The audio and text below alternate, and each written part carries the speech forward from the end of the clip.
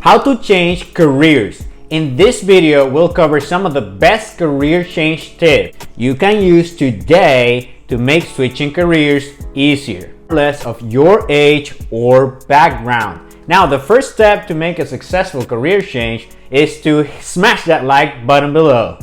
No, you know I'm kidding, but yeah, go ahead and smash it since it helps with the YouTube algorithm and this video is free.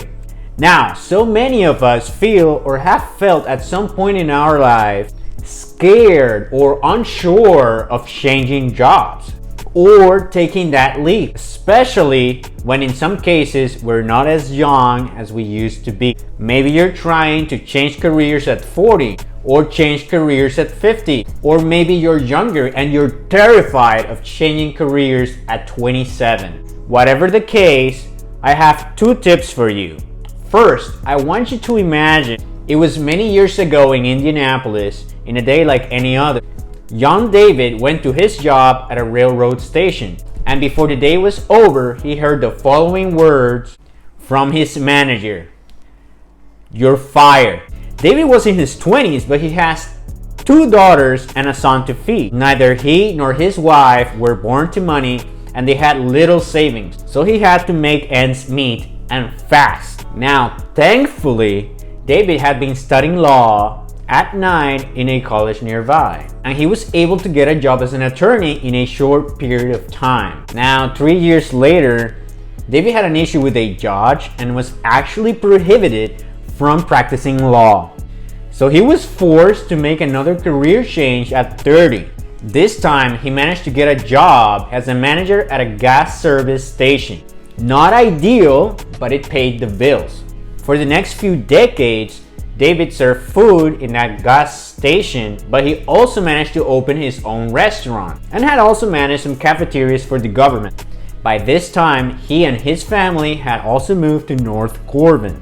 David thought that his restaurant will do well forever, but one day he had to close it because there were other restaurants taking his clients away. By now, David was 65 years old, and all he had was a small social security check of $105. But he wasn't done yet.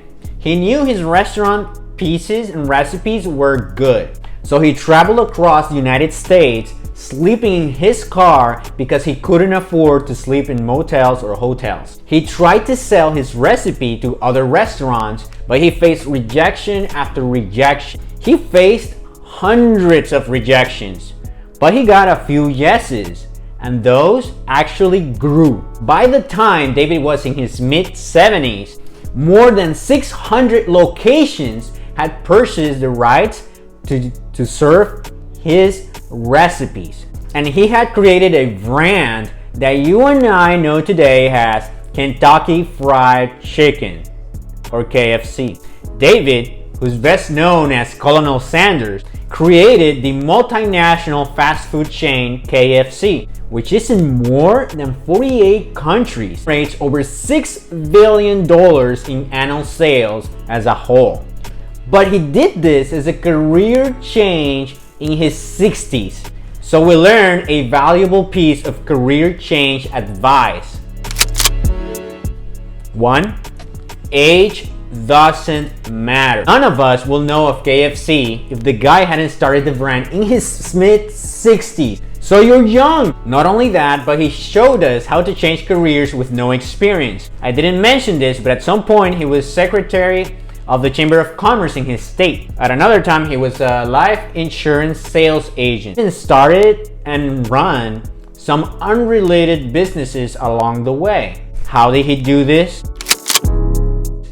Number 2, career change motivation. To make anything in life happen, you need to be motivated. What are you willing to do?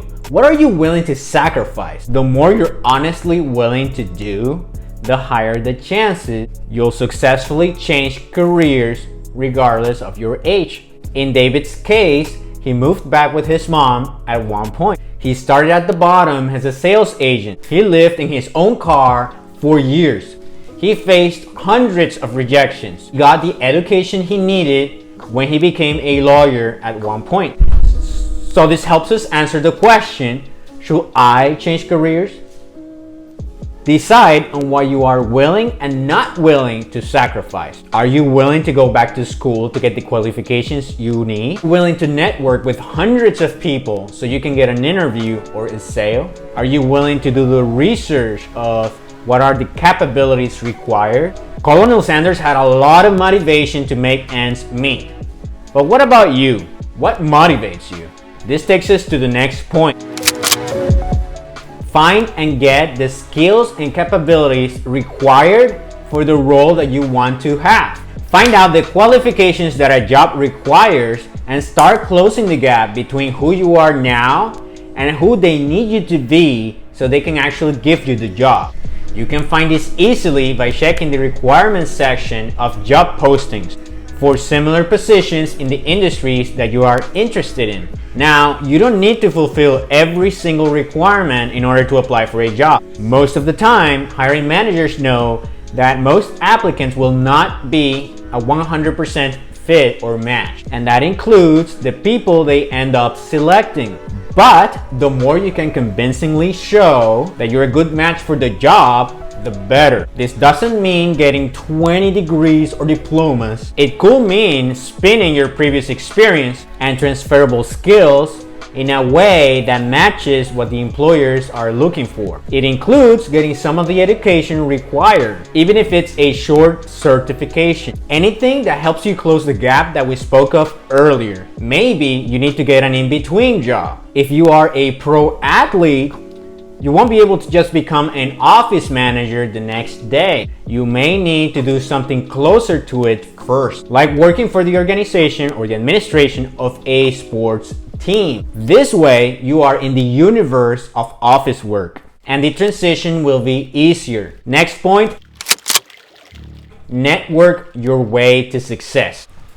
As you close that gap, you need to hit your network. Maybe a Facebook or an Instagram follower or friend of yours knows someone who is working at the job that you want to do. Ask for an introduction. All you need to do is have a friendly chat to figure out what it's really like to have the job you're gunning for, and maybe get a few tips on how to get the position. In some cases, if you're good, that person could end up referring you later. I personally know of many people who have successfully networked their way into a new career simply by doing this, which we call informational interviews, with people who were already doing what they wanted to do. Just in case you don't know, informational interview is just a term for a coffee chat, where you ask them some questions to understand things better. Now, they will ask you questions in return, both on the technical aspects, should they ask you those, and on how well you hit it off. That person could end up passing your resume up to HR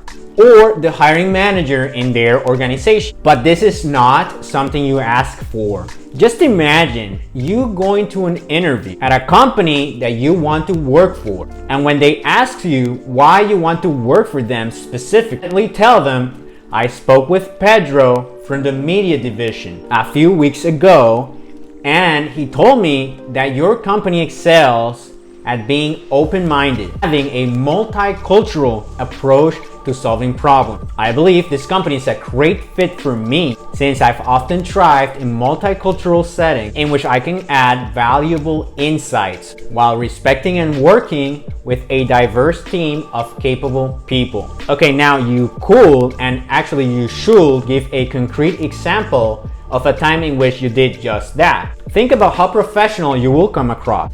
You did your homework, and you even know some people working in that division.